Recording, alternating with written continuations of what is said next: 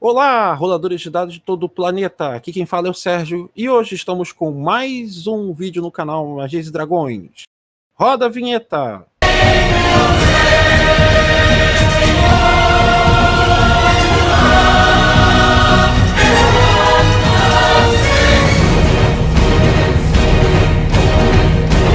Então, galera, hoje nós vamos falar sobre as divindades de Tormenta 20. Eu tô aqui com o meu amigo Rafael Loureiro. E aí, Rafael, tudo bem? Tranquilo, meu camarada. E aí, com você, Sérgio? Como é que tá as coisas? Tudo certo, agora melhor ainda. Então vamos lá. Por onde você vai começar, Loureiro? Qual é o deus que você vai começar para falar? Ou você vai fazer um apanhado geral do Panteão? Como é que vai ser? Então, eu vou explicar todos os deuses assim de uma forma que dê pra galera entender mais ou menos como é que eles são, como é que eles pensam, de uma forma geral, entendeu? Uhum. E eu não vou botar em grau de importância, porque a importância é muito relativo. Eu só vou botar eles em... Pra ficar mais fácil, eu vou botar dividido em dois blocos. Os que estão no Panteão e os que não estão e por que eles não estão mais. Entendeu? Hum, Que eu acho que fica um pouco mais fácil. Falar primeiro da galera que já está no Panteão, né? E a galera que esteve. certo. Então, pode começar pelo primeiro aí. Se eu não me engano, é a Lihana, né? Não, na verdade, em ordem alfabética, o primeiro é Arahadak. O mais novíssimo deus, Arahadak, o deus da tormenta. Ele ascendeu tem pouco tempo, quando ele ganhou uma luta contra o Tauron, deus da força e dos Minotauros. Tecnicamente, nós podemos dizer que o Arahadak ele é a representação da loucura em Arthur. Porque a tormenta é algo tão bizarro que a mente dos artonianos não consegue entender direito a tormenta, entendeu? Então o que a gente vê da tormenta é o que o nosso cérebro consegue assimilar. E como expliquei no vídeo da linha do tempo, quando você entra na tormenta, né, você toma dano de loucura conforme você vai entrando no território. Quanto mais para dentro, mais dano você vai tomando. Então a gente pode classificar o Arahadak como deus da loucura, deus da tormenta. Ele é um deus alienígena que chegou em Arton com o objetivo de consumir tudo. E ele aceita qualquer tipo de adorador. Para ele, tudo é a tormenta, tudo é Lefeu, que são vulgarmente conhecidos como os demônios da tormenta. E se você adora a tormenta, ele te aceita, não importa quem seja. O objetivo dele é consumir tudo, transformar tudo em tormenta. Pela imagem dele, eu percebo que ele parece um deus Lovecraftiano, né? Ele parece uma criatura saída dos próprios contos lá do HP Lovecraft. Sim, eu faria uma comparação com o próprio Cthulhu. Ele é um ser bizarro, vários braços, várias pernas. Ele não tem uma descrição do que ele parece ser. Ele simplesmente parece uma bola de carne que se mexe com braços, tentáculos, pernas, asas, olhos. Tanto é que ele tem um olho que eu vou dizer, né? Vou supor que é o peito dele, né? Não sei nem se posso dizer que é o meio do peito dele, mas ele tem um olho amarelo gigante e só que no lugar das pálpebras, na volta do olho, ele tem uma boca cheia de dentes serrilhados. Então, tipo assim, só a aparência dele é grotesca. É bizarro. Olhar pra ele, só de olhar pra ele você já fica louco. Entendi. Como é que ele ascendeu matando quem? Tauron, o deus da força e o deus dos minotauros. Então você pode falar do Tauron agora. Então, Tauron, ele, por muito tempo, ele já chegou a ser o líder do panteão. Vamos dizer que havia algum conflito entre os deuses, entendeu? Com relação à própria tormenta, porque eles não sabiam como lidar com a tormenta. Alguns, por exemplo, Thanator gostava de colher conhecimentos sobre as coisas antes de tomar qualquer decisão. Talmir normalmente ponderava muito sobre as coisas. Tauron, ele já queria partir para uma ofensiva, acreditando que o poder dos deuses era o suficiente para destruir a tormenta. Mas ele mesmo assim, ele sozinho sabia que ele não poderia lidar com a tormenta. Porém, quando a tormenta invadiu o território de seus filhos, ameaçando exterminar a sua raça querida, os Minotauros, Tauron não pensou duas vezes e veio ao mundo dos mortais e lutou contra Arahadak, porém perdeu. Parte da perda dele também foi porque Glórien, a antiga deusa dos elfos, que tinha caído para a deusa secundária, o traiu e lutou junto com Arahadak. Mas o Tauron era um deus extremamente poderoso. Ele pregava que a força comandava o mundo e você tinha que provar sua força, seja força física, força mágica. A questão ele só respeitava quem fosse forte. E para ele, quem não era forte deveria ser protegido. Não sei ao certo, mas eu vou supor que talvez os Minotauros tivessem distorcido um pouco essa doutrina do Tauron, porque para os Minotauros, se você não era forte, você tinha que ser protegido, sim. Mas para ele, para você ser protegido pelo Minotauro, você tinha que ser um escravo do Minotauro. Então, naturalmente, se você não provasse para o Minotauro um valor de força para ele, os Minotauros normalmente tendiam a querer te escravizar. Então, para Tauron e para os seus filhos, a força, o poder determinava tudo. Porém, não foi suficiente para ele lutar contra Arahadak. E ele acabou perdendo, e seu corpo divino jaz morto nos portões da capital do Império de Tauron, do Império dos Minotauros. E qual é o próximo agora? Bom, já que eu mencionei a Glórien, que também foi uma ex-deusa, ela era a antiga deusa dos elfos, perdeu sua divindade há algum tempo. Pode-se dizer que porque ela estava abalada, estava enfraquecida, porque a sua raça dos elfos quase foi exterminada pelos goblinoides durante a Guerra Infinita, né, ou Infinita Guerra, como preferir chamar. Durante esses eventos, a própria Tormenta chegou a invadir o mundo dos deuses da Glórien. E ela não conseguiu lutar com a Tormenta e fugiu. E ao fugir, ela pediu proteção a Tauron. E isso foi um dos fatores que fez ela cair como uma deusa principal. Porque ela estava muito enfraquecida e ela pediu uma proteção de um outro deus. Hoje em dia, devido aos eventos da Batalha de Tauron com Arahadak, os elfos não a adoravam mais, vendo todos os seus erros, mesmo como deuses, porque os deuses também erram em Arthon. Com isso, ela perdeu sua essência divina. E hoje em dia, ela é considerada uma mortal. Em termos de jogo, podemos considerar ela como uma mortal level 20, talvez 25, não tenho certeza. Nossa senhora, ela era uma deusa, né? Então, fossem para as regras do D&D 3.5, ela seria nível 40 no mínimo. Não, mas ela não se tornou mortal de deusa principal para mortal. Ela caiu de deusa principal para deusa menor, para depois ser mortal. Então ela possivelmente caiu muitos níveis. Os deuses menores em Arthon, eles variam do level 20 a 25. Por isso que eu suponho que ela seja esse level. Há rumores, não sei, né? Porque a Glórien, desde que a sua raça perdeu a guerra, ela vinha querendo se tornar a deusa da vingança, mas nunca pôde, porque ela já tinha o foco divino de deusa dos elfos. Mas agora que ela se tornou mortal, pode ser que ela consiga retornar com um novo foco divino e ascenda como uma deusa da vingança.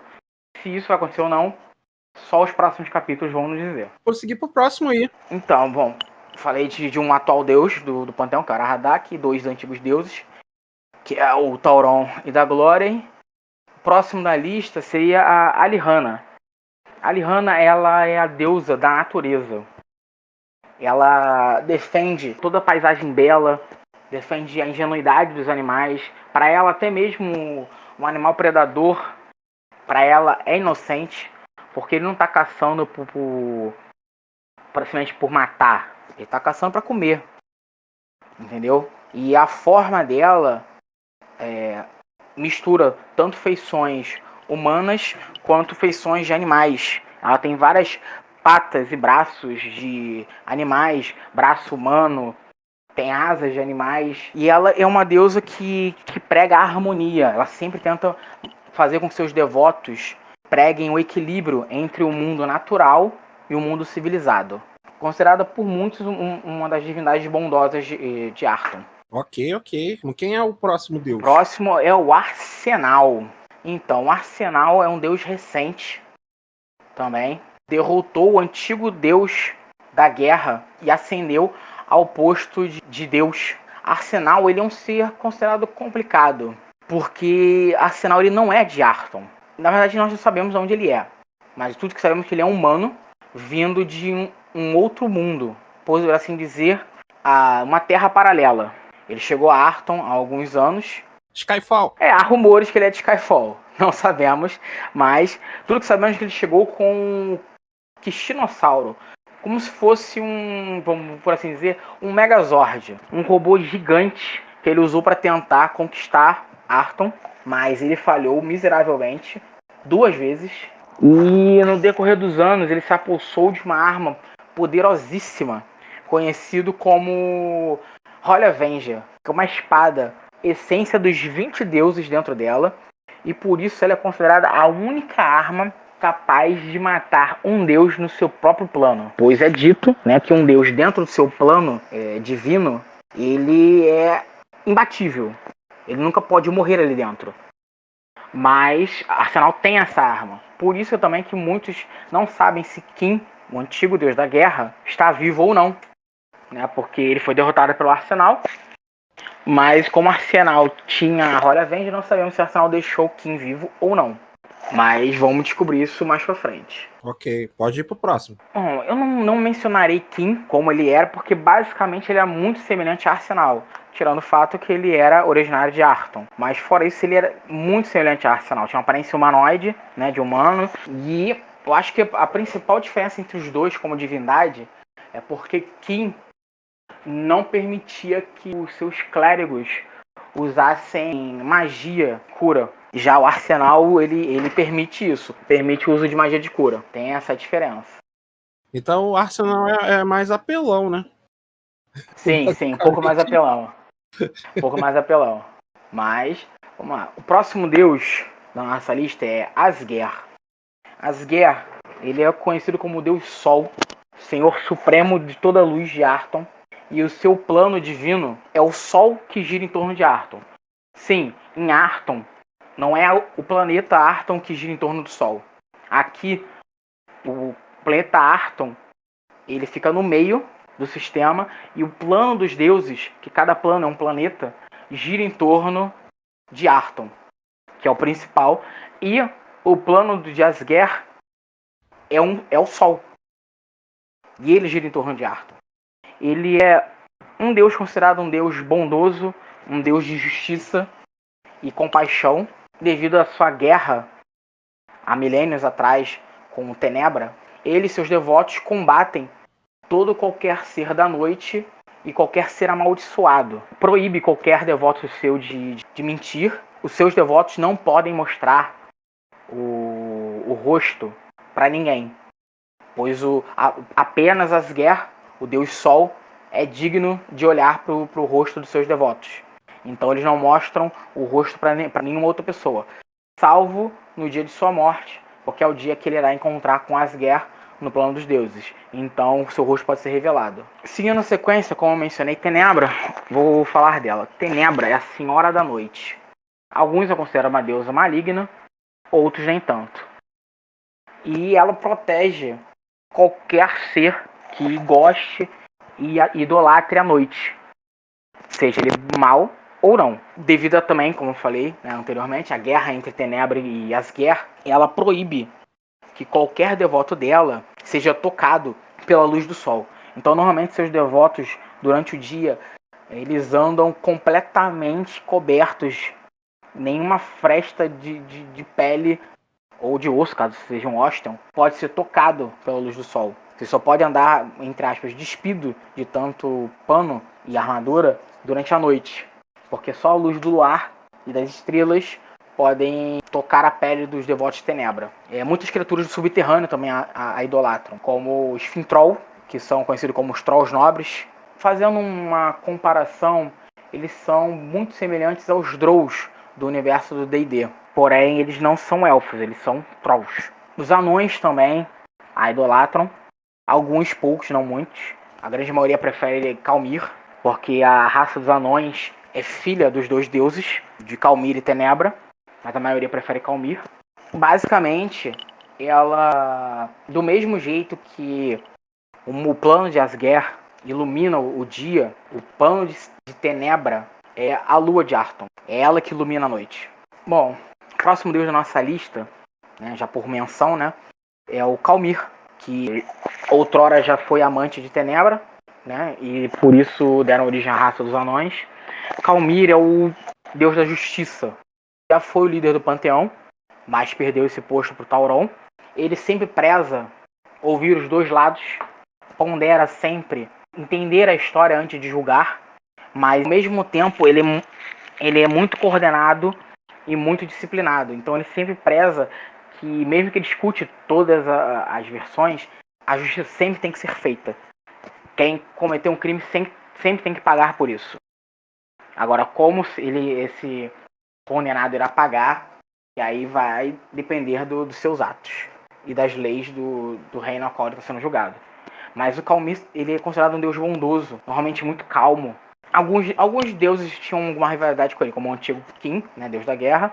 Arsenal, até onde sabemos, não parece ter nenhum conflito com Calmir. E um outro deus que costuma perturbar muito o juízo de Calmir é Nimbi, o deus do caos.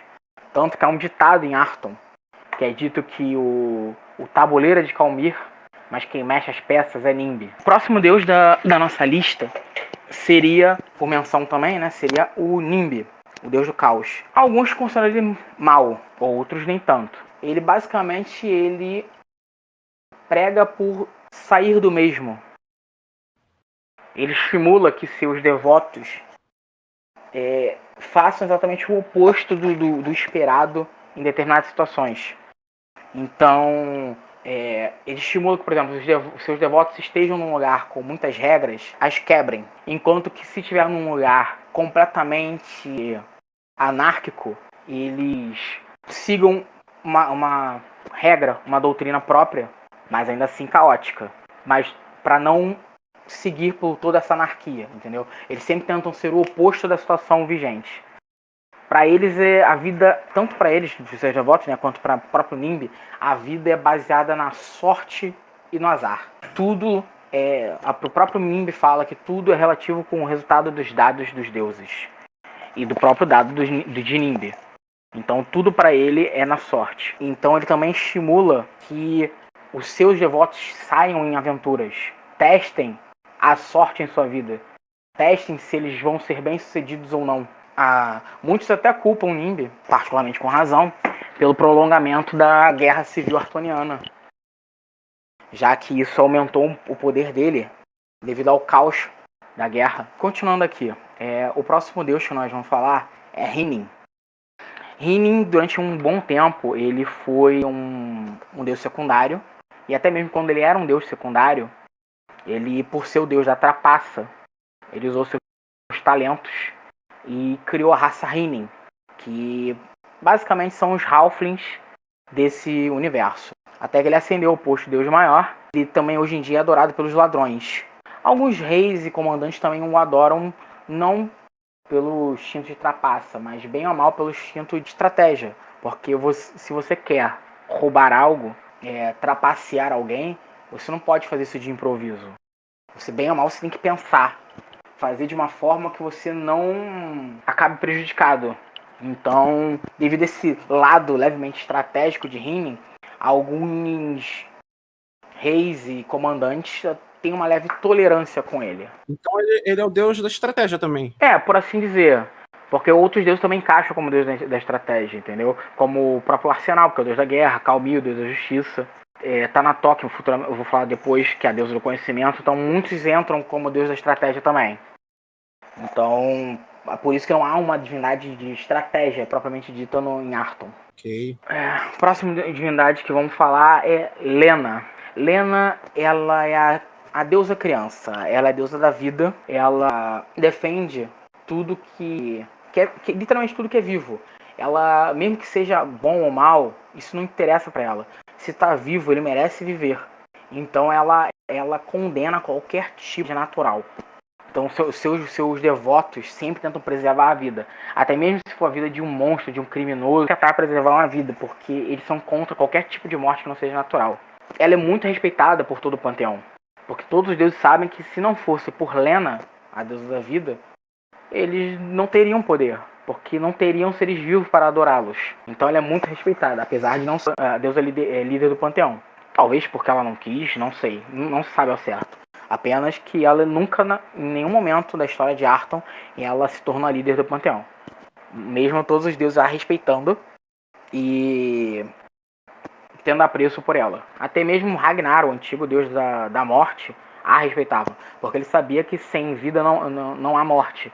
Então, sem Lena, ele não teria poder. De todos os deuses, ele era o mais ligado a Lena. E falando por tabela também, vamos falar de Ragnar. Ragnar, ele era o antigo deus goblinoide da morte. E ele ascendeu ao panteão há alguns anos. Porém, recentemente, né, ele morreu, perdeu uma batalha contra Tuorf e acabou falecendo. Sim, curioso, o deus da morte morreu. Bom, vai fazer o quê? Né? Tá parecendo minhas campanhas isso aí. Pô, nem fala. Mas então, o Ragnar, ele sempre foi um deus muito brutal.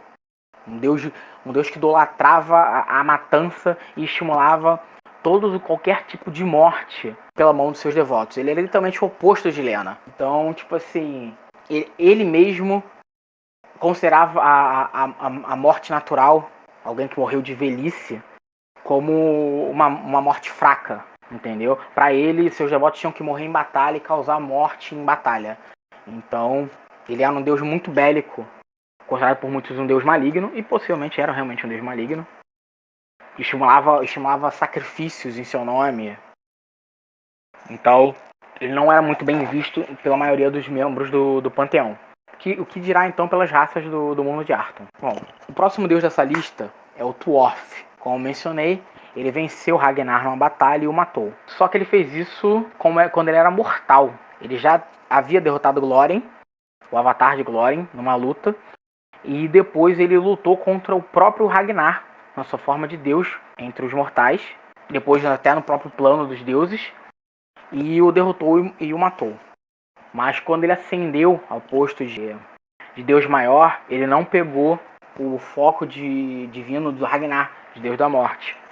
Pelo todo o seu contexto de coragem, ousadia contra raças inimigas, contra o próprio Ragnar, porque para você lutar no braço contra o Deus da morte sozinho, ou você é maluco ou você tem muita coragem.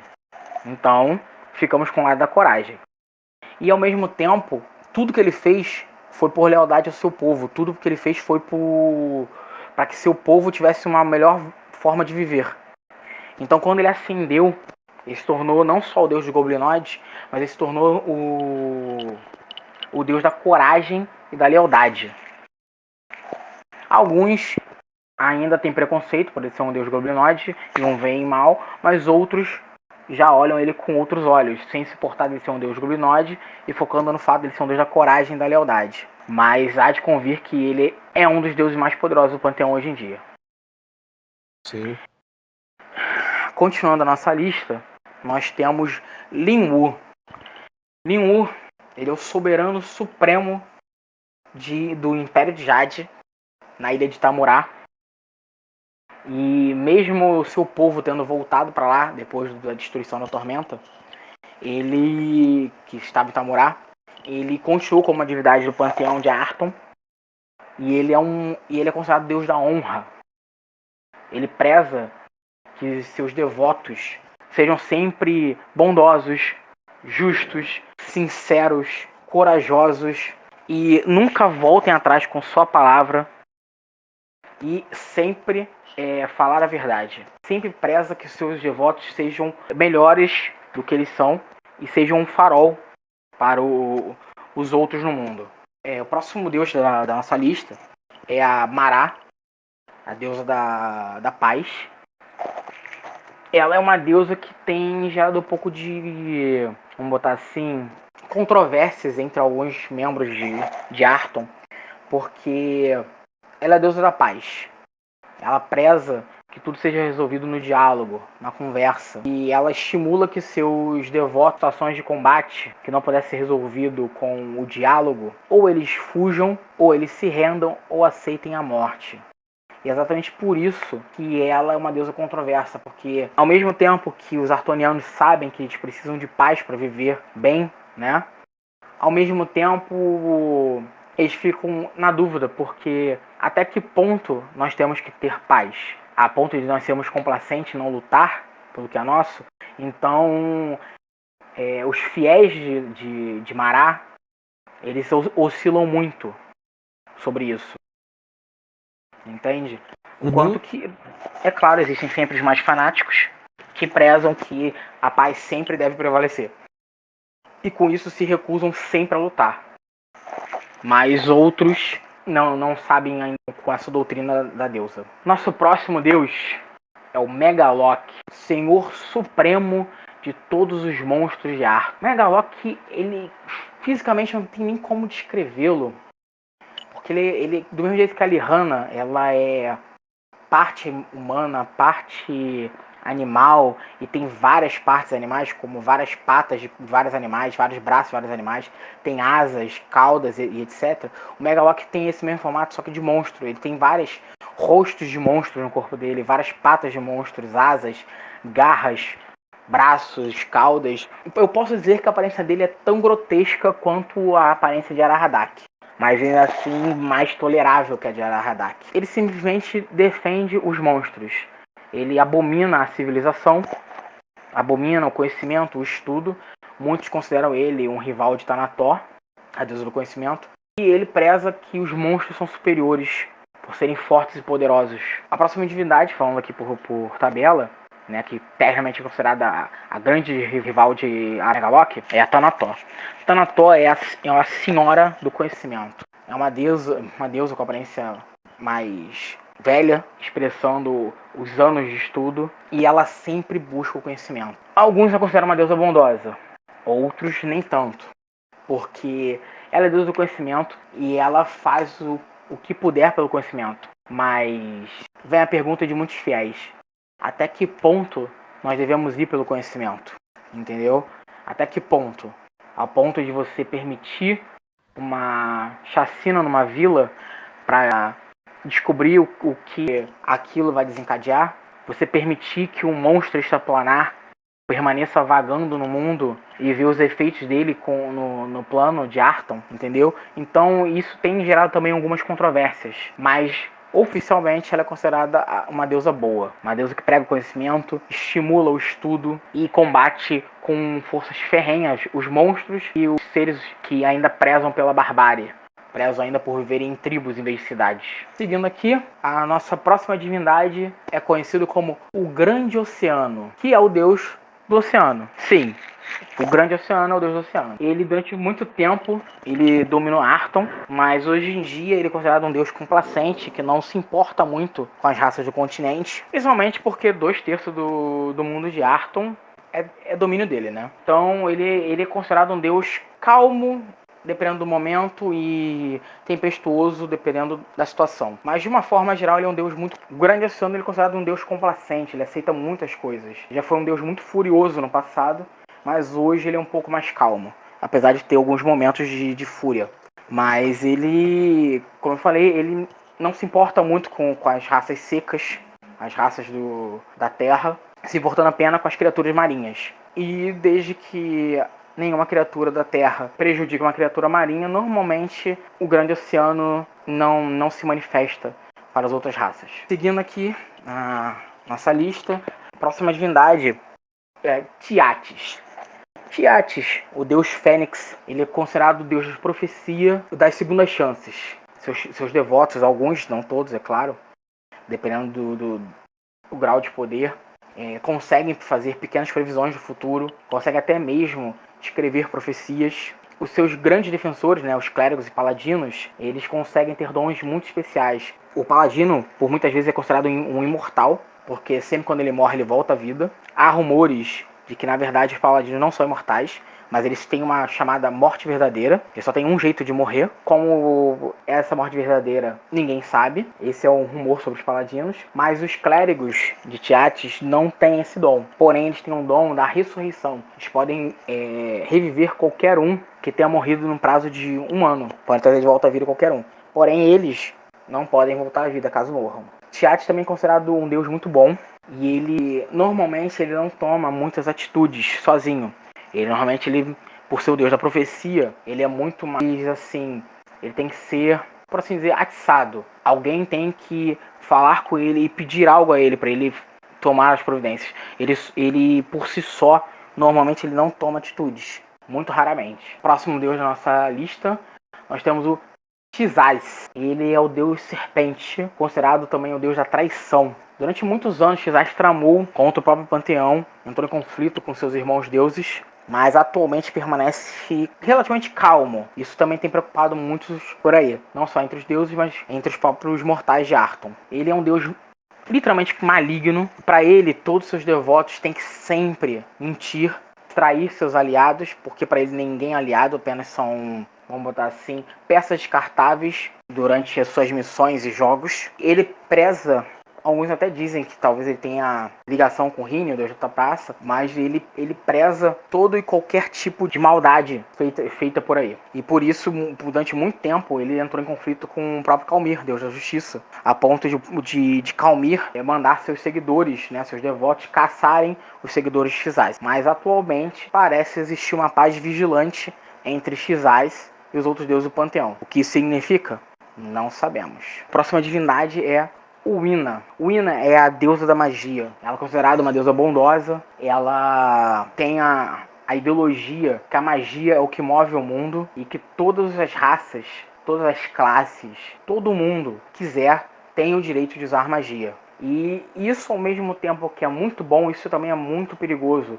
Porque se qualquer um pode usar magia, então a magia não pode ser restrita a pessoas de índole maligna. Então, apesar dela ser considerada uma deusa bondosa por causa desse pensamento, alguns ficam com o pé atrás da deusa por causa disso. Porque ela quer tanto que a magia se espalhe pelo mundo, que ela não se importa de que pessoas malignas utilizem da magia. Então, alguns consideram ela ingênua com esse pensamento, outros ainda não sabem o que pensar dela. Mas oficialmente ela é considerada uma deusa bondosa do panteão. A nossa outra divindade, na verdade é uma ex-divindade, é o Tilion. Já foi o deus dos gnomos, das invenções e da criatividade. Mas, durante um evento, que eu falarei posteriormente no próximo vídeo, a Revolta dos Três, ele foi deposto do título de divindade e se tornou um mortal. E durante esses eventos ele acabou perdendo a sua sanidade. Ficou completamente louco e vagando pelo mundo como um mendigo. Que isso acontecerá no futuro, também não sabemos.